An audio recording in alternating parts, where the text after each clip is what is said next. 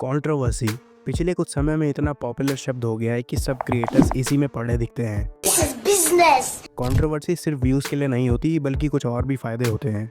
हर online लड़ाई झगड़े को अपडेट रखने वालों का फेवरेट जॉनर बन गया है ये। खाली बैठे हैं यही देख लेते हैं, बट मैं आपको बता दूं कि इसकी सच्चाई कुछ और है। इस दुनिया में अलग अलग आइडियोलॉजीज वाले लोग रहते हैं। सबकी अपनी अपनी सोच होती है अलग अलग चीज़ों को लेकर। दिक्कत तब शुरू होती है जब कोई इंसान दूसरा इंसान की आइडियोलॉजी को स्ट्रांगली अपोज करने लगता है, जहां से शुरुआत होती है कंट्रोवर्सी की। सोशल मीडिया ने सबको अपनी बात रखने का मौका दिया था, बट कुछ लोग इसका गलत फायदा उठाने लगते हैं। जानबूझकर कुछ ऐसा बोल देना कि सामने वाले को बुरा लग जाए, फिर सामने वाला भी अपने डिफेंस में कुछ बोलता है एंड देन कंट्रोवर्सी स्टार्ट्स। जैसे आजकल इंडियाज गॉट लेटेंट में चल रहा है। गाली देना सही है या गलत वाली कंट्रोवर्सी। कुछ लोग सपोर्ट में हैं और कुछ लोग अपोज कर रहे हैं। लोगों का इतना इन्वॉल्वमेंट इकलौता रीजन है इस कंट्रोवर्सी के फैलने का।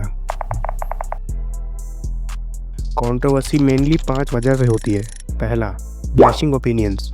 यूट्यूब पे डिफरेंट क्रिएटर्स डिफरेंट ओपिनियन रखते हैं। जब कोई एक यूट्यूबर किसी particular ideology, content creation style, political choice, social issue, morals, ethics etcetera के बारे में अपनी राय रखता है या रखती है, तब दूसरे कुछ क्रिएटर्स उसे स्ट्रांगली डिसएग्री करने लगते हैं, जिससे बनती है कंट्रोवर्सी की रेसिपी। दूसरा, competition for views and subscribers. YouTube पे टिके रहने के लिए व्यूज और सब्सक्राइबर्स ही मैटर करते हैं। व्यूज खत्म, चैनल खत्म। कोई दूसरा क्रिएटर मुझसे आगे ना निकल जाए, इस वजह से भी कंट्रोवर्सी होती है। ऑल्दो बहुत कम क्रिएटर इस वजह से कंट्रोवर्सी में पड़ जाते हैं। तीसरा, YouTube algorithm reward drama. YouTube का एल्गोरिदम ऐसी वीडियोस को ही प्रमोट करता है जिन पे CTR, व्यूज, लाइक्स, कमेंट्स ये सेक्शन हाई हो या ग्रो कर रहा हो। कंट्रोवर्शियल वीडियोस अक्सर इन सारी चीज़ों में टॉप करती है, जिसकी वजह से एल्गोरिदम भी इन वीडियोस को पुश करता है और ऐसी ही वीडियोस आपको भी अपने फीड में देखने को मिलती रहती है, जिससे कुछ क्रिएटर्स को लगता है कि यही तरीका है व्यूज़ पाने का, जो कि एक प्रॉब्लमैटिक चीज़ है। चौथा, मिसअंडरस्टैंडिंग एंड ईगो क्लैश। किसी एक क्रिएटर ने दूसरे क्रिएटर के बारे में अपने व्यूज़ रखे, लेकिन दूसरे क्रिएटर को ये चीज़ पसंद नहीं आई और उसने पहले क्रिएटर के बारे में कुछ बुरा भला बोल दिया। ये सब होता है मिसअंडरस्टैंडिंग और ईगो क्लैश की वजह से। इस चौथे रीजन में काफ़ी सारे क्रिएटर्स आते हैं। आगे नाम लेने की ज़रूरत नहीं है, आपको पता ही है। पांचवा, फैन वॉर। बड़े क्रिएटर्स की फैन फॉलोइंग भी बड़ी होती है। फैंस अपने पसंदीदा क्रिएटर्स को अपना सब कुछ मान लेते हैं और अगर उस क्रिएटर से किसी ने डिसएग्री किया तो फिर उनका वो सबसे बड़ा दुश्मन बन गया। उस क्रिएटर के बारे में अगर कोई मजाक कर दे, इनफैक्ट क्रिएटर को खुद बुरा नहीं लगा, बट फैंस ने दिल पे ले लिया। अभी बताता हूँ तेरे को, रुक जा। अब फैंस यहाँ पर कंट्रोवर्सी शुरू कर देते हैं, जिसकी वजह से नाम क्रिएटर का फंसता है। देखकर बता पाना कि ये कंट्रोवर्सी रियल है या फेक बड़ा मुश्किल है। हालांकि कुछ कंट्रोवर्सी रियल होती हैं और कुछ fake. Let me tell you in detail. काफ़ी सारी कंट्रोवर्सीज प्लान्ड होती हैं जिससे कि व्यूज़ नंबर को हाई ले जाया जा सके। For example, KSI versus Logan Paul boxing match. Millions में व्यूज़ हैं इन वीडियोस को। ऑल्दो एट द एंड एक बिजनेस डील में ये कंट्रोवर्सी एंड हुई थी। वही दूसरी तरफ है T series versus PewDiePie controversy, जो कि एक रियल थी, क्योंकि PewDiePie के 2 डिस्ट्रैक्ट्स को इंडिया में बैन कर दिया गया था because of legal action taken by T series. दिमाग में एक सवाल आता है कि क्या क्रिएटर को हमेशा फ़ायदा ही मिलता है इस चीज़ से? तो इसका आंसर है नहीं।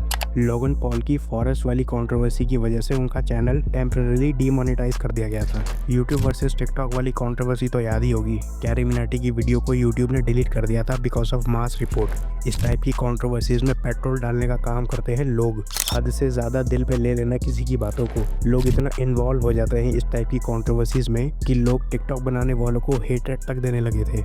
ये शो करता है कि कंट्रोवर्सी से कुछ व्यूज़ ही नहीं बल्कि बहुत सारी नफरत भी मिलती है। किसी क्रिएटर की अगर बड़ी फैन फॉलोइंग है और कुछ कोई बोल दे या मजाक कर दे उसे लेके, तो ये चीज़ क्रिएटर के फैन से झेली नहीं जाती। रीसेंट एग्जांपल है स्ले पॉइंट की गौतमी। इतना नीच बिहेवियर फैंस का कि एक लड़की की भद्दी फोटो तक बनाने लगना, ये शो करता है कि लोग कितना इन्वॉल्व हो जाते हैं इस टाइप की कंट्रोवर्सीज में। अब इस वीडियो के नीचे भी शायद कुछ लोग उल्टा लिखने वाला ही होंगे, तो मैं उन्हें कहना चाहता हूँ कि आप इन कंट्रोवर्सीज में पढ़ के अपना टाइम खराब ना करो, क्योंकि क्रिएटर को अपने व्यूज ही चाहिए होते हैं, जो कि अच्छी चीज़ों से भी मिल सकते हैं। आप अपना माइंडसेट खराब ना करो इस तरह की चीज़ों को लेकर कि इसने मेरे फेवरेट क्रिएटर के बारे में ऐसा बोल दिया। वो क्रिएटर आपस में सुलटा लेंगे, आप अपना काम देखो। बात तो सही है। एट द एंड मैं यही बोलूँगा कि ऐसी कंट्रोवर्सीज में आप अपना टाइम खोटी ना करो और कुछ ऐसा देखो जिससे आपको कुछ फ़ायदा भी हो। कुछ एजुकेशनल देख लो, लाइफस्टाइल रिलेटेड देख लो, हॉबी रिलेटेड चीज़ें देखो। और अगर आपको अभी भी इन कंट्रोवर्सीज में समय बर्बाद करना है तो वो आपकी मर्जी। अबे साले, ये वीडियो सिर्फ उन सेंसिबल लोगों के लिए थी जो सभी चीज़ों को समझते हैं। नेक्स्ट किसी एजुकेशनल वीडियो में मिलते हैं। Stay safe.